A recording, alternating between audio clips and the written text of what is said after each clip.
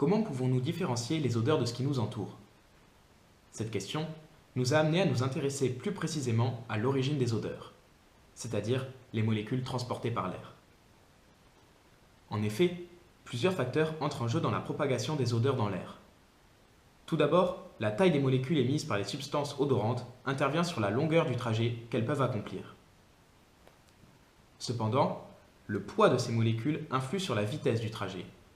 Ainsi, plus les molécules sont légères, plus elles se déplacent rapidement. On dit alors qu'elles sont volatiles. Le mécanisme commence dans les fosses ou cavités nasales, plus communément appelées les narines, qui accueillent l'air entrant. C'est ici que se situent les organes olfactifs du corps humain. Vient alors la muqueuse olfactive qui a la particularité d'être toujours humide. Dans notre nez, nous possédons deux types de muqueuses. D'une part, la muqueuse respiratoire est composée d'une bordure de cils qui battent et permettent au mucus, liquide à queue proche du gel, de protéger le tissu cellulaire des agressions chimiques que peut provoquer l'air inspiré. D'autre part, l'autre muqueuse est plus importante dans le système olfactif puisqu'elle remplit un rôle sensoriel. Située dans la partie haute des cavités nasales, elle est nommée épithélium olfactif.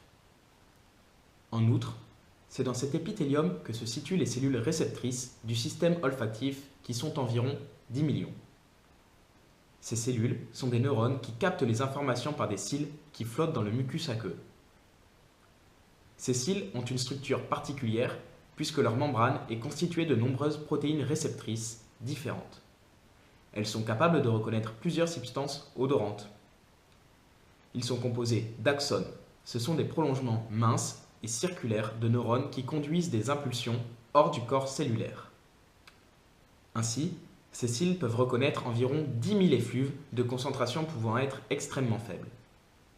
Chez les vertébrés, le bulbe olfactif a la fonction d'interpréter les messages nerveux en provenance des cellules réceptrices.